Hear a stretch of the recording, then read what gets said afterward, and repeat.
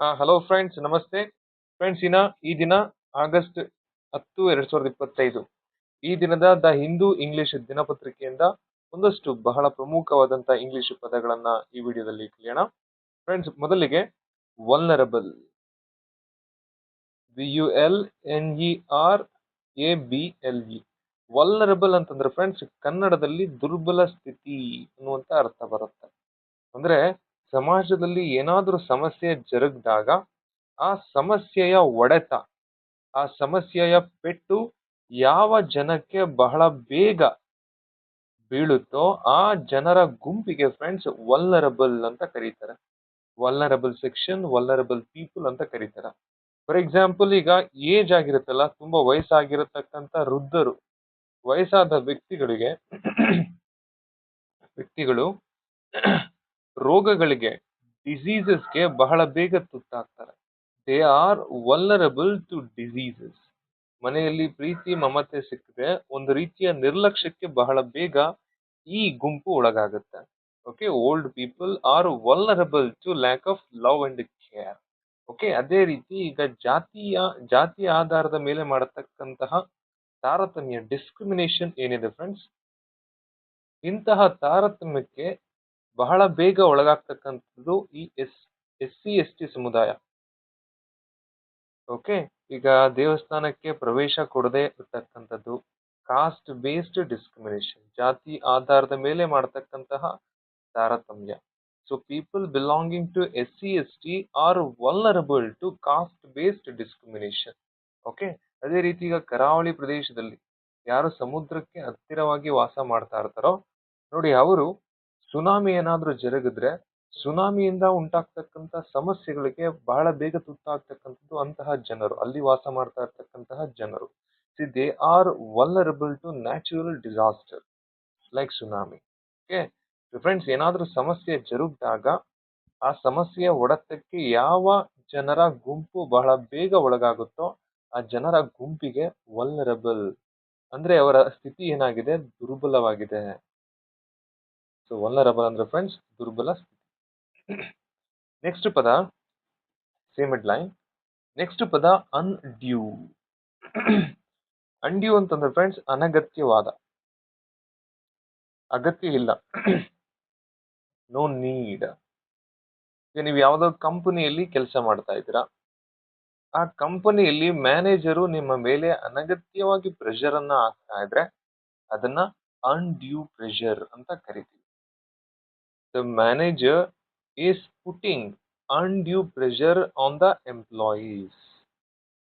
Friends, undue ಅಂತಂದ್ರೆ ಅಗತ್ಯವಿಲ್ಲ, ಅನಗತ್ಯವಾದ. Next word friends, next ಪದ ಬಂದು ಪೋಸ್ಟರಿಂಗ್. ಪೋಸ್ಟರಿಂಗ್ ಅಂತಂದ್ರೆ ಫ್ರೆಂಡ್ಸ್ ಇತರರನ್ನ ಮೆಚ್ಚಿಸೋದಕ್ಕೆ ಮಾಡುವಂತಹ ಒಂದು ನಟನೆ, ತೋರಿಕೆ ಅಂತ ಕರಿಬಹುದು. ಅಂದ್ರೆ ಬೇರೆಯವರ ಮೇಲೆ ಪ್ರಭಾವ ಬೀರೋದಕ್ಕೆ ಅಥವಾ ಅವರನ್ನ ಮೆಚ್ಚಿಸೋದಕ್ಕೆ ಮಾಡುವಂತಹ ಆ ವರ್ತನೆ ಏನಿದೆ, ಆ ನಾಟಕ, ಆ ನಟನೆ ಏನಿದೆ, ಆ ತೋರಿಕೆ ಏನಿದೆ, ಇದಕ್ಕೆ ಇಂಗ್ಲಿಷ್ ನಲ್ಲಿ ಪೋಸ್ಟರಿಂಗ್ ಅಂತ ಕರಿತೀವಿ. ಈ ಪದ ಬಹಳ ಬೇಗ ರಾಜಕಾರಣಿಗಳಿಗೆ ಅಪ್ಲೈ ಆಗುತ್ತೆ. ಓಕೆ, ತಾವೇನು ಮಾಡದೇ ಇದ್ರು ಕೂಡ ಏನೋ ತಮ್ಮ ಜೇಬಿಂದನೇ ದುಡ್ಡು ಖರ್ಚು ಮಾಡಿ ಇದನ್ನೆಲ್ಲ ಮಾಡ್ತಾ ಇದೀವಿ ಅನ್ನೋ ರೀತಿ ಪೋಸ್ ಕೊಡ್ತಾರೆ. ಓಕೆ, ಅನ್ನೋ ರೀತಿ ಭಾಷಣಗಳನ್ನ ಮಾಡ್ತಾರೆ. ಸೊ ಅಂತಹ ಭಾಷಣ ಏನಿದೆ, ಅಂತಹ ತೋರಿಕೆ ಏನಿದೆ, ಅಂತಹ ಲುಕ್ ಏನಿದೆ, ಇದಕ್ಕೆ ಫ್ರೆಂಡ್ಸ್ ಇಂಗ್ಲಿಷ್ ನಲ್ಲಿ ಪೋಸ್ಟರಿಂಗ್ ಅಂತ ಕರಿತೀವಿ. ಈ ಹೆಡ್ಲೈನ್ ಏನ್ ಹೇಳ್ತಾ ಇದೆ ಫ್ರೆಂಡ್ಸ್, ಎಲೆಕ್ಟ್ರಿಸಿಟಿ ಏನಿದೆ, ವಿದ್ಯುತ್, ಸುಪ್ರೀಂ ಕೋರ್ಟ್ ಇವತ್ತು ವಿದ್ಯುತ್ ಬಗ್ಗೆ ಒಂದು ಹೇಳಿಕೆಯನ್ನ ಹೊರಡಿಸಿದೆ. ವಿದ್ಯುತ್ ಅನ್ನ ರಾಜಕಾರಣಿಗಳು ತೋರಿಕೆಗೆ ತಮ್ಮ ಇಮೇಜ್ ಅನ್ನ ಹೆಚ್ಚಿಸ್ಕೊಳ್ಳೋದಕ್ಕೆ ಬಳಸ್ಕೊಳ್ತಾ ಇದ್ದಾರೆ ಅಂತ ಸುಪ್ರೀಂ ಕೋರ್ಟ್ ಹೇಳಿದೆ. ಇದು ಅನಗತ್ಯ, ಅನ್ಡ್ಯೂ. ಸೊ ವಿದ್ಯುತ್ ಅನ್ನೋದು ಒಂದು ಪಬ್ಲಿಕ್ ಗುಡ್, ಅಂದ್ರೆ ಎಲ್ಲರಿಗೂ ಸುಲಭವಾಗಿ ತಲುಪುವಂತಹ ಒಂದು ಒಂದು ಸೇವೆ. ಅದನ್ನ ರಾಜಕಾರಣಿಗಳು ಏನ್ ಮಾಡ್ತಾ ಇದಾರೆ, ನಾವು ಫ್ರೀಯಾಗಿ ಕೊಡ್ತಾ ಇದೀವಿ, ಅದನ್ನ ಒಂಥರ ಪೊಲಿಟಿಕಲ್ ಅಜೆಂಡಾ ರೀತಿ ಬಳಸ್ಕೊಳ್ತಾ ಇದಾರೆ. ಸೊ ಎಲೆಕ್ಟ್ರಿಸಿಟಿ ಏನಾಗಿದೆ, ವಲ್ನರಬಲ್ ಆಗಿದೆ ಇಂತಹ ಅನ್ಡ್ಯೂ, ಅನಗತ್ಯವಾದಂತಹ ರಾಜಕೀಯ ಮೆಚ್ಚುಗೆಯ ಭಾಷಣಗಳಿಗೆ, ಮೆಚ್ಚುಗೆಯ ಭಾಗ್ಯಗಳಿಗೆ ಕಾರ್ಯಕ್ರಮಗಳಿಗೆ ವಿದ್ಯುತ್ ಶಕ್ತಿ ಅಂತಹ ಸನ್ನಿವೇಶಕ್ಕೆ ತುತ್ತಾಗಿದೆ ಅಂತ ಈ ಹೆಡ್ಲೈನ್ ಅಥವಾ ಸುಪ್ರೀಂ ಕೋರ್ಟ್ ಹೇಳಿದೆ ಫ್ರೆಂಡ್ಸ್ ಕಡೆಯ ಪದ ರಿಫ್ರೈನ್.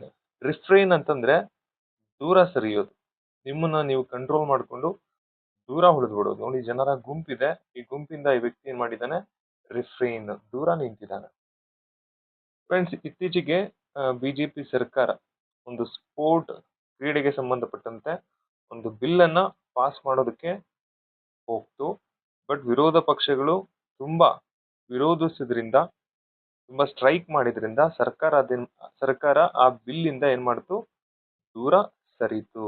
ರಿಫ್ರೈನ್, ದುಶ್ಚಟಗಳಿಂದ ನಾವೇನ್ ಮಾಡ್ಬೇಕು, ರಿಫ್ರೈನ್, ದೂರ ಸರಿಬೇಕು. ಯಾರಾದ್ರೂ ನಮ್ಮನ್ನ ಅನಗತ್ಯವಾಗಿ ಟೀಕ್ಸೋದು, ಕಾಲೆಳೆಯೋದು ಮಾಡಿದಾಗ ನಾವೇನ್ ಮಾಡ್ಬೇಕು, ಅಂತವ್ರಿಂದ ದೂರ ಇರಬೇಕು. ರಿಫ್ರೈನ್. ಹಂದಿಗಳ ಜೊತೆ ನಾವ್ ಯಾವತ್ತೂ ಜಗಳ ಆಡೋದಕ್ಕೆ ಹೋಗ್ಬಾರ್ದು. ಹಂದಿಗಳ ಜೊತೆ ಗುದ್ದಾಡಿದ್ರೆ ಅದ್ರ ಮೈ ಮೇಲೆ ಅಂಟ್ಕೊಂಡಿರುವಂತ ಕೆಸರು ನಮ್ಮ ಮೈಗೂ ಕೂಡ ಅಂಟುತ್ತೆ ಅಂತ ಕುವೆಂಪು ಅವರು ಹೇಳಿದ್ದಾರೆ. ಸೊ ಅಂತಹ ವ್ಯಕ್ತಿಗಳಿಂದ ನಾವೇನ್ ಮಾಡ್ಬೇಕು, ರಿಫ್ರೈನ್, ದೂರ ಸರಿಬೇಕು. ಫ್ರೆಂಡ್ಸ್, ಈ ವಿಡಿಯೋದಲ್ಲಿ ನಾವು 4 ಪದಗಳನ್ನ ಕಲ್ತ್ವಿ. ಮೊದಲನೇ ಪದ ವಲ್ನರಬಲ್ ಅಂತಂದ್ರೆ ದುರ್ಬಲ ಜನಾಂಗ, ಸಮಸ್ಯೆಗಳಿಗೆ ಬಹಳ ಬೇಗ ತುತ್ತಾಗ್ತಕ್ಕಂತಹ ಒಂದು ಜನರ ಗುಂಪು.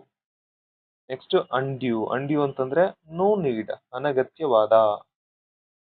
ನೆಕ್ಸ್ಟ್ ಪೋಸ್ಟರಿಂಗ್. ಪೋಸ್ಟರಿಂಗ್ ಅಂತಂದ್ರೆ ನಟಿಸೋದು, ಬೇರೆಯವರನ್ನ ಮೆಚ್ಚಿಸೋದಕ್ಕೆ ಮಾಡುವಂತಹ ಆ ನಾಟಕ ಏನಿದೆ, ಆ ವರ್ತನೆ ಏನಿದೆ, ಆ ತೋರಿಕೆ ಏನಿದೆ, ಇದಕ್ಕೆ ಪೋಸ್ಟರಿಂಗ್ ಅಂತ ಕರೀತಾರೆ. ಕಡೆಯ ಪದ ರಿಫ್ರೈನ್ ಅಂತಂದ್ರೆ ಫ್ರೆಂಡ್ಸ್ ದೂರ ಸರಿ. ಫ್ರೆಂಡ್ಸ್, ಸಾಧ್ಯವಾದ್ರೆ ಈ ಪದಗಳನ್ನ ಬಳಸಿ ವಾಕ್ಯಗಳನ್ನ ರಚಿಸಿ ಕಾಮೆಂಟ್ ಸೆಕ್ಷನ್ ಅಲ್ಲಿ ಹಾಕಿ. ಇದರಿಂದ ನಿಮಗೆ ಒಂದು ರಿವಿಷನ್ ಆಗುತ್ತೆ, ಮತ್ತೆ 2 ಬೇರೆಯವರು ಅದನ್ನ ಓದಿದಾಗ ಅವರಿಗೆ ತುಂಬಾ ಯೂಸ್ಫುಲ್ ಆಗುತ್ತೆ. ಫ್ರೆಂಡ್ಸ್, ಕಳೆದ ಬಾರಿ ಮಾಡಿದಂತ ವಿಡಿಯೋದಲ್ಲಿ ನಾನು ಹೇಳ್ಕೊಟ್ಟಂತಹ ಪದಗಳನ್ನ ಬಳಸಿ ಸಂದೇಶ್ ಪೂಜಾರ್ ಅನ್ನುವಂಥವರು ಕಾಮೆಂಟ್ ಮಾಡಿದ್ರು, ಬಹಳ ಖುಷಿ ಆಯ್ತು. ಮತ್ತು ವೀರೇಶ ಅನ್ನುವಂಥವರು ರಿವೋಕ್ ಪದವನ್ನ ಬಳಸಿ ಕಾಮೆಂಟ್ ಮಾಡಿದ್ರು, ಬಹಳ ಖುಷಿ ಆಯ್ತು. ಮತ್ತು ನನಗೆ ಬಹಳ ಖುಷಿ ಕೊಟ್ಟಂತಹ ಕಾಮೆಂಟ್ ಇದು ಫ್ರೆಂಡ್ಸ್. ದಯಮಾಡಿ ಈ ಸಿರೀಸ್ ಏನಿದೆ, ದ ಹಿಂದೂ ವೊಕ್ಯಾಬುಲರಿ ಇನ್ ಕನ್ನಡ, ಈ ಸಿರೀಸ್ ಅನ್ನ ಸ್ಟಾಪ್ ಮಾಡಬೇಡಿ. ಇದರಿಂದ ಕನ್ನಡ ಮೀಡಿಯಂ ಸ್ಟೂಡೆಂಟ್ಸ್ಗೆ ತುಂಬಾ ಯೂಸ್ಫುಲ್ ಆಗುತ್ತೆ ಅಂತ ಹೇಳಿ Y2K8055 ಅನ್ನುವಂತಹ ವ್ಯೂವರ್ ಕಾಮೆಂಟ್ ಮಾಡಿದ್ರು. ಖಂಡಿತ ನಾನು ಈ ಸಿರೀಸ್ ಅನ್ನ ನಿಲ್ಸಲ್ಲ, ಕಂಟಿನ್ಯೂ ಮಾಡ್ತೇನೆ. ಕನ್ನಡ ಮೀಡಿಯಂ ಸ್ಟೂಡೆಂಟ್ಸ್ಗೆ ಹೆಲ್ಪ್ ಮಾಡೋದು ಕೂಡ ನನಗೆ ತುಂಬಾ ಖುಷಿ ಕೊಡುವಂತಹ ಕೆಲಸ. ಖಂಡಿತ ಇದನ್ನ ಬಿಡಲ್ಲ ಬ್ರದರ್ ಅಥವಾ ಸಿಸ್ಟರ್ ಅಂತ ಹೇಳ್ತಾ, ಥ್ಯಾಂಕ್ ಯು ಫ್ರೆಂಡ್ಸ್.